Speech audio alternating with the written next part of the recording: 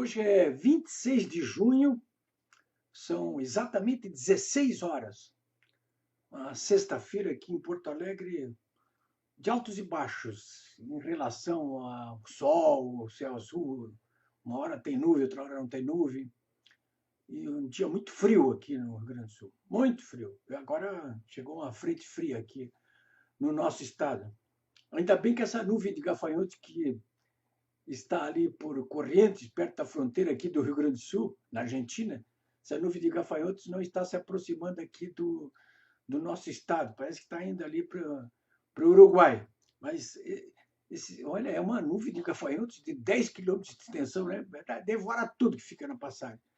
Então, além da pandemia, ainda tem que enfrentar uma nuvem de gafanhotos, aqui a praga dos gafanhotos, seria alguma coisa assim de mortificar todo mundo aqui no Rio Grande do Sul. Mas não é sobre isso aí que eu quero falar com vocês nessa sexta-feira aqui. Eu quero falar sobre a prisão do jornalista Oswaldo Eustáquio. É um jornalista do Paraná, um jornalista bolsonarista, um repórter, jornalista profissional. Foi preso hoje por ordem do ministro Alexandre de Moraes. Olha, Alexandre de Moraes. Ministro Alexandre de Moraes. Está de olho aí nos jornalistas que apoiam o governo Bolsonaro. Alguém já me disse assim, te cuidem, Polímio. Eu me cuido, sim. Mas eu não tenho medo. E também eu tenho muito cuidado com o que eu faço e com o que eu digo. Mas faço e digo. Senhores, eu quero, antes de falar, eu protesto contra essa prisão aí. Fico muito surpreso quando o Sindicato dos Jornalistas, a Associação Brasileira de Imprensa, enfim, todas as entidades dos jornalistas, OAB, eu fico muito surpreso quando eles ingressam num período de silêncio obsequioso em relação a essas tropelias que estão sendo cometidas por ordem do ministro Alexandre de Moraes do Supremo Tribunal Federal e se calam diante da prisão de jornalistas, cujo único crime, nesse caso, pelo menos do Oswaldo Eustáquio, eu digo também isso em relação, por exemplo, ao Ala dos Santos, que teve a casa 2 vezes invadida pela Polícia Federal, cumprindo mandados de busca e apreensão. Mas nesses casos aí, o que acontece com esses jornalistas é que eles estão violando, entre aspas, crimes de opinião, entre aspas, usando da liberdade de expressão e da liberdade de imprensa que lhes garante a Constituição Federal. É isso aí. Exatamente isso aí que eu acabo de dizer. Então, há um inquérito em andamento no Supremo Tribunal Federal que, na minha ótica, é ilegal, por mais que o Pleno do Supremo constitucionalize essa ilegalidade, eu continuo achando que é uma ilegalidade. É a minha opinião. Não é só a minha opinião. Esse inquérito ele foi instaurado monocraticamente, ou seja, por uma decisão individual do presidente supremo Dias Toffoli, para fazer isso que o Alexandre de Moraes, que é o relator desse, na verdade, o condutor desse inquérito, ele vem fazendo. Ou seja, perseguir líderes, ativistas, jornalistas, parlamentares, todos que se atrevem a criticar os ministros do Supremo Tribunal Federal. Aqueles que criticam com mais ou menos severidade, todos eles. Mas a ênfase está sendo dada, pelo que eu estou percebendo, em cima de parlamentares, olha, 10 deputados e um senador da República, né, que tiveram seus sigilos fiscal, bancário e telemático quebrados por ordem do Supremo Tribunal Federal. Numa invasão de prerrogativas expressas do Congresso. Esses parlamentares todos, eles são invioláveis no exercício dos seus mandatos. Apesar disso, o Supremo o Alexandre de Moraes comete esse atropelo. Enfim, então o Oswaldo Eustáquio está preso e eu protesto contra essa prisão aí.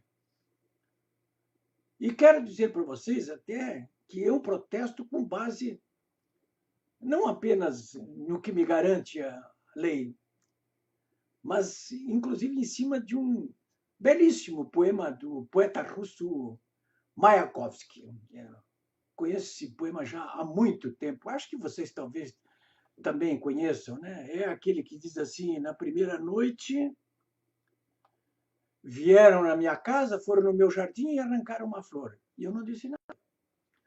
Na segunda noite vieram na minha casa, destruíram o meu jardim, pisaram em cima das flores, mataram o meu campo e eu não disse nada. Na terceira noite, o mais frágil deles resolveu invadir a minha casa e eliminou a voz que está agora presa na minha garganta. E eu já não posso dizer nada. Há um outro brocado aí que fala o seguinte: quem cala consente. E acaba pagando o pato por isso aí. É menos poético do que esse poema do Mayakovsky, mas tem o mesmo sentido. Então, o que ocorre é que a ninguém é lícito, nesse momento, se calar dentro de mais esta tropelia promovida pelo ministro Alexandre de Moraes ao determinar a prisão do jornalista Oswaldo Eustáquio. A alegação é de que o Oswaldo Eustáquio ofendeu os ministros do Supremo Tribunal Federal. Mas ele não foi preso por isso aí. Ele está sendo investigado no inquérito aberto aí pelo Alexandre de Moraes.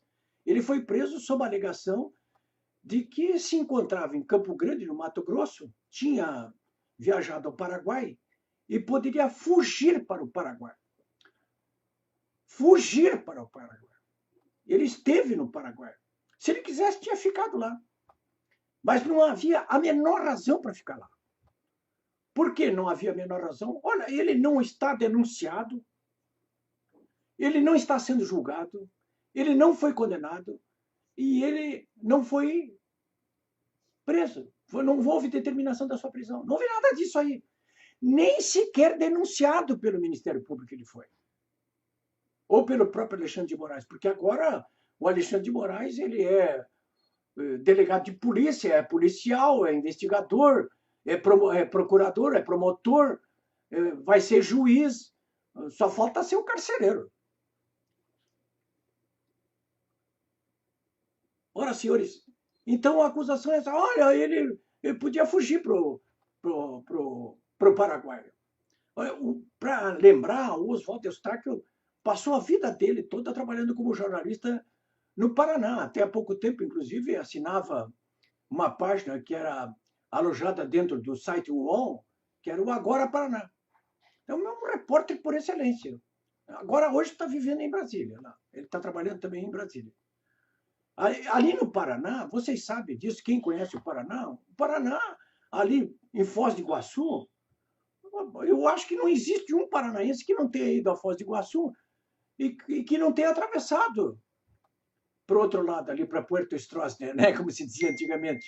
É só atravessar a ponte. Então, o Oswaldo Eustáquio já foi 1 milhão de vezes para o Paraguai.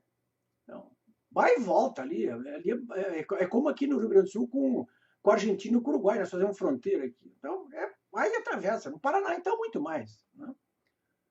Então, essa é a causa determinante da prisão. Falsa causa. Falsa causa. É que nem aquela história do lobo e do cordeiro. O cordeiro disse para o lobo: eu não posso estar sujando a tua água porque eu estou a jusante, não é possível. E o lobo se convence de que realmente o cordeiro tem razão. Isso não interessa, eu vou te comer assim mesmo. E mata o cordeiro. Ou seja, o mais frágil deles, por fim, já que eu me calei em todas as outras vezes, como dizia o Mayakovsky, entra na minha casa e oprime a minha voz, não permite mais que eu fale.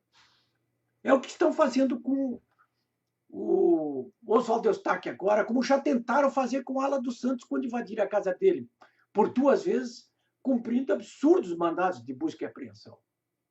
O objetivo final é intimidá-los, é impedi-los de trabalhar. Como foi o caso da presa política Sarah Winter também, que foi presa com que objetivo? De calá-la, de impedir que ela continuasse fazendo críticas, sobretudo ao Supremo Tribunal Federal. Ora, enfiaram uma tornozeleira eletrônica, inclusive, nessa presa política quando foi libertada. Vocês imaginem o Lula, que foi já condenado em 2 processos como ladrão e que foi solto pelos seus amigos do Supremo Tribunal Federal. Vocês imaginem se alguém tivesse enfiado uma tornozeleira eletrônica nele. Isso que está condenado, hein? E essa presa política aí, ela não foi sequer denunciada pelo Ministério Público, ela não está sendo julgada, ela não foi, portanto, condenada. E mesmo assim, sofre essa violência por parte do ministro Alexandre de Moraes. Ora, na verdade, esse Oswaldo Eustáquio, ele acabou se notabilizando aí nacionalmente, primeiro porque ele confrontou aquele site sujo The Intercept, quando ele estava promovendo calúnias, injúrias e difamações diariamente contra o ex-ministro e ministro da Justiça do Bolsonaro, o Sérgio Moro, e contra os procuradores da Lava Jato, sobretudo o Deltan Dallagnol, lá em Curitiba. Esse The Intercept, como vocês se lembram, ele usou informações passadas a eles criminosamente por um grupo de hackers que acabou preso, inclusive, e esse grupo tinha roubado tudo que era tipo de dados, até do próprio presidente Jair Bolsonaro.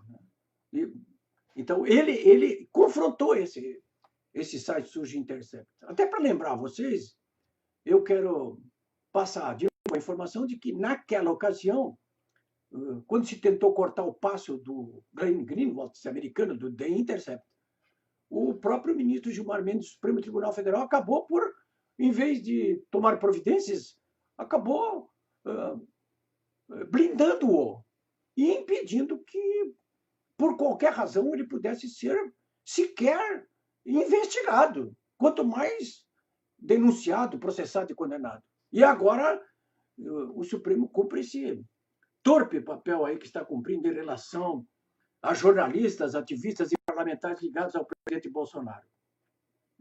Então, o Oswaldo Eustáquio, ele se notabilizou primeiro nisso aí. E, em segundo lugar, vocês sabem, a questão de um mês atrás, ele bateu recorde de audiência no seu canal de YouTube quando entrevistou o ex-deputado Roberto Jefferson, que denunciou claramente a orquestração de uma conspirata da qual estariam participando o Supremo Tribunal Federal e o Congresso Nacional, mais todo o eixo do mal para derrubar o governo Bolsonaro. E com isso não setou aquela ferida ali e impediu que aquela orquestração toda fosse adiante. Então ele é visado nisso aí. Como acabou sendo visado o próprio Roberto Jefferson, também nesse inquérito, que teve a sua casa vasculhada pela Polícia Federal ali, a mando do Alexandre de Moraes, para cumprir mandatos de busca e apreensão. Aliás, eu estou publicando hoje no meu blog, polibiobraga.com.br, a íntegra da notícia crime protocolada na Procuradoria-Geral da República pelo Roberto Jefferson, aliás, pelo PTB nacional. O PTB, vocês vão ali no meu blog, polibiobraga.com.br, está a íntegra dessa notícia crime que o PTB protocolou contra o ministro Alexandre de Moraes, justamente pelas tropelias que está cometendo no âmbito desse inquérito das fake news, dessas ameaças aí contra ministros do Supremo Tribunal Federal, ofensas. Então, essa notícia crime está agora nas mãos do Rodrigo Aras, o chefão aí da Procuradoria-Geral da República. Porque o que pede o PTB? O PTB pede que a Procuradoria-Geral da República, com base na notícia crime, processe criminalmente o ministro Alexandre de Moraes por violar o artigo 32 da Lei de Abuso de Autoridade. Está ali plenamente configurado esse abuso. Como está configurado no caso do Jefferson ali, que é um caso individual dele, ele expõe as razões que estão todas ali. Que, aliás, são razões levantadas por todos os investigados nesse caso desse inquérito ilegal. Que são, pela ordem, primeiro, até agora, o ministro Alexandre de Moraes não permitiu que advogado nenhum tivesse acesso aos autos do inquérito. Portanto, nenhum dos réus, sequer aqueles 10 deputados e senadores, consegue saber do que estão sendo investigados, até para poder se defender. A lei obriga claramente que inquéritos sejam abertos, sejam dados vistas aos investigados, aos advogados dos investigados, pois o ministro Alexandre de Moraes tem reiteradamente negado isso, né? Ali fica o documento do PTB, deixa claro ali com datas, com horários, com cópias de pedido, tudo, que tem sido negado para os advogados. Aí, o acesso do Roberto Jefferson ao inquérito, aos autos do inquérito para verificar do que está sendo acusado ali. Ou seja, está se defendendo no escuro. O Roberto Jefferson e todos os outros demais, como Oswaldo Eustáquio, o Alan dos Santos, os 10 deputados, o senador, não fico sabendo do que estão sendo. É uma situação kafkiana, completamente kafkiana. Né? Não tem amparo legal nenhum isso que está sendo feito. Então, em primeiro lugar, isso aí. E, em segundo lugar, o PTB alega que o Roberto Jefferson, que, aliás, é o presidente nacional do PTB, ele está sendo constrangido e humilhado de forma deliberada por parte de uma autoridade pública de expressão, como é o caso do Alexandre de Moraes. Então, senhores, agora vamos ver o que a PGR vai fazer com essa notícia crime. De qualquer maneira, ela está lá protocolada. Né? O dia, no entanto, hoje, nessa sexta-feira, ele, para mim, do ponto de vista meu como jornalista, é uma sexta-feira negra. Porque, sinceramente, eu não me lembro de um outro caso, desde a Constituição de 88, que reintroduziu pleno Estado Democrático de Direito, eu não me lembro de um outro caso que jornalistas tenham sido presos por expressarem as suas opiniões e utilizado o que a Constituição lhes garante em relação à sua liberdade de imprensa. Não me lembro de outro caso. Os casos que eu conheço, e dos quais eu mesmo sou protagonista, são casos em que os jornalistas como eu são processados ou processos no âmbito do que dispõe o Código Penal, o Código Civil, o Marco Civil da Internet, a Constituição, mas não presos temporária ou provisoriamente, no âmbito de um inquérito ainda em andamento, sobretudo ilegal. Isso eu nunca vi. Então, me causa muito espanto, realmente, que entidades como a OAB, como a CNBB, que a ABI, que o Sindicato dos Jornalistas, os próprios jornais, rádios e televisões, façam esse silêncio obsequioso em relação a essas tropelias que estão sendo cometidas por obra e graça do ministro Alexandre de Moraes do Supremo Tribunal Federal contra a liberdade de imprensa. Isso me espanta muito, isso que esteja acontecendo. Porque é bom lembrar sempre o seguinte, que aquilo que acontece de ilegal e de tropelia em relação aos nossos piores inimigos, amanhã ou depois pode acontecer contra nós. E quem não respeita as leis para um, acaba não respeitando para ninguém também.